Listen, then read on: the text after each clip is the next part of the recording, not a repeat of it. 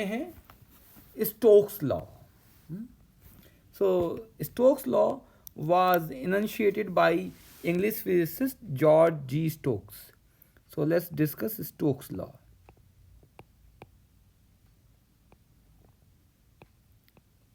ठीक है, तो क्या है स्टोक्स लॉ? बहुत ही सिंपल है ये स्टोक्स लॉ.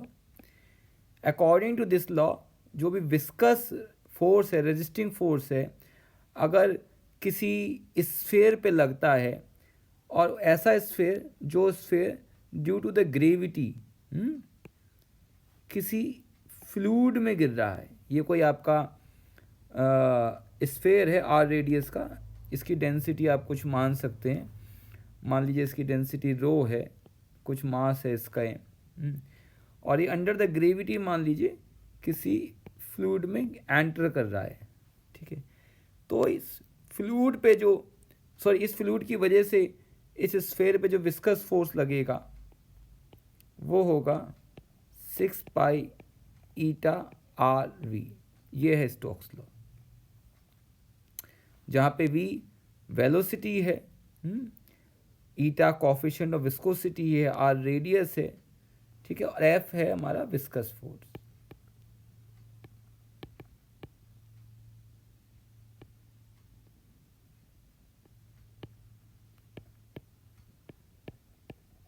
ओके, सो कैसे कहते हैं और डिटेल में समझें तो मान लीजिए हमारे पास एक बहुत बड़ा होमोजीनियस मीडियम है, फ्लूइड का मीडियम है, infinitely extended homogeneous fluid medium. ये हमारा जो नीचे दिखा रहा हूँ, it's infinitely extended.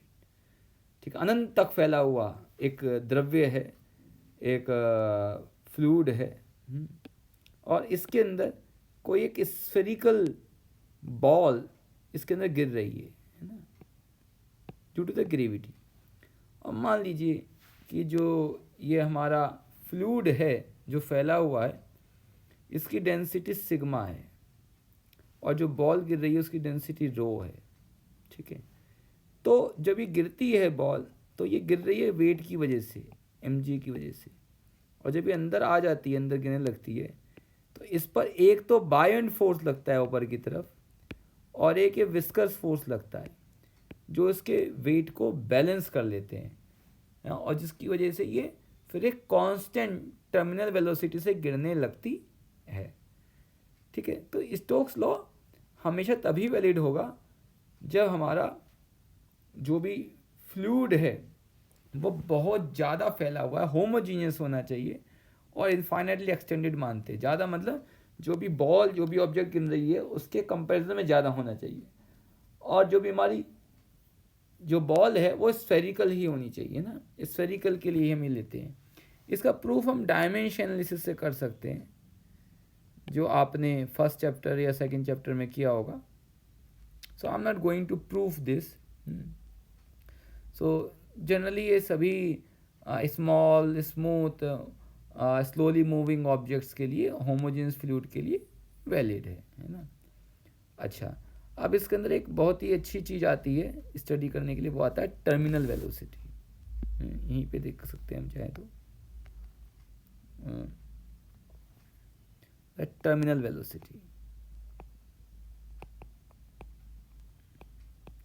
Terminal velocity क्या है? जैसे मैंने बताया, जब ये बॉल गिरेगी है ना, तो क्या होगा, इसका एक वेट होगा W, और ये वेट बैलेंस होगा विस्कस फोर्स से और बायंड फोर्स की वजह से. दो फोर्स से बैलेंस होगा. BF मतलब बायंड फोर्स, VF मतलब विस्कस फोर्स. अब वेट कितना है? वेट होता है हमारा mg. विस्कस फोर्स आपको मालूम है F, 6 pi eta r v, जो भी देखा हमने, और बायंड फोर्स होता है हमारा जो भी लिक्विड डिस्प्लेस हुआ है उसका वेट.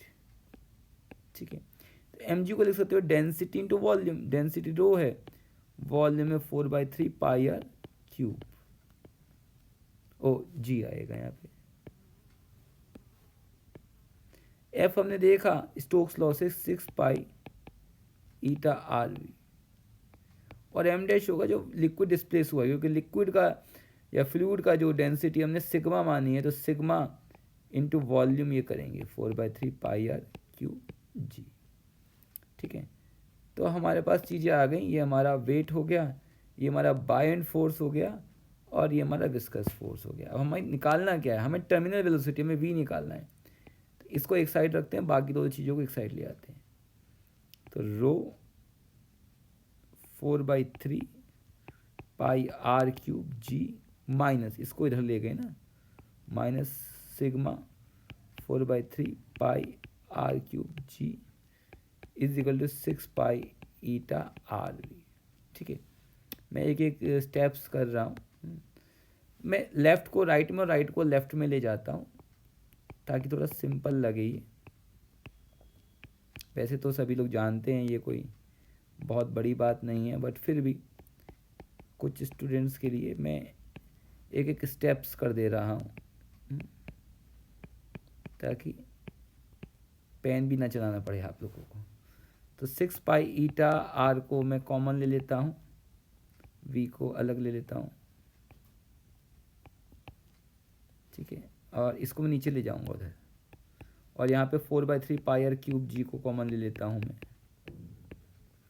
ये आएगा रो माइनस सिग्मा, क्योंकि दोनों में है ना ये। अब मैं अगला पेज टर्न कर लेता हूँ।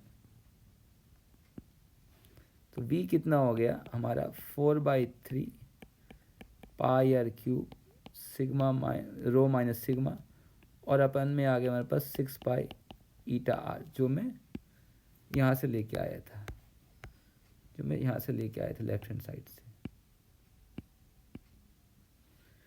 अब देखिए ये क्लियरली अंडरस्टूड है, यहाँ पे दिख रहा है कि पाई से मैं पाई कैंसिल कर सकता हूँ, मैं आर से आर भी कैंसिल कर सकता हूँ। तो ये हमारा v जो आ जाएगा, ये आ जाएगा हमारा 2/9 आर स्क्वायर अपॉन ईटा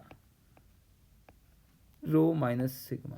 तो ये जो वेलोसिटी है कहलाती है टर्मिनल वेलोसिटी। इसकी काफ़ी एप्लीकेशन है, ये टर्मिनल वेलोसिटी का एक्सप्रेशन है। ठीक है, ख़ास तौर से बारिश की बूंदें जो आपको देखते हैं कांस्टेंट स्पीड से गिरती हुई दिखती हैं, वो इस टर्मिनल वेलोसिटी की ही देन है।